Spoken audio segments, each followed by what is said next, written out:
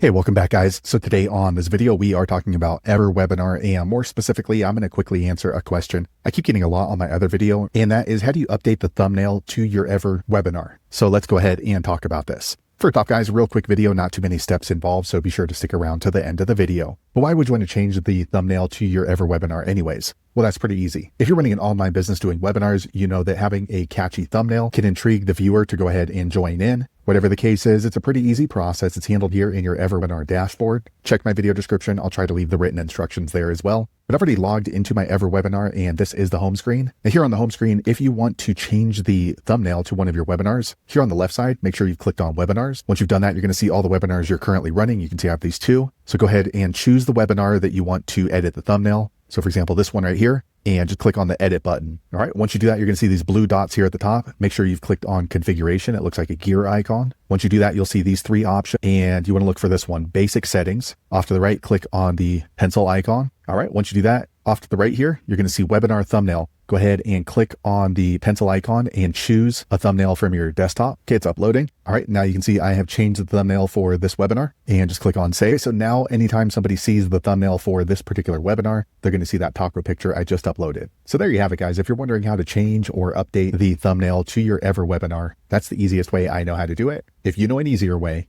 be sure to leave a comment below. Let the rest of us know how you did it. Hopefully you found that video useful. If so, click thumbs up, or maybe consider subscribing to my channel, and I hope to see you on the next video. Thanks again for watching.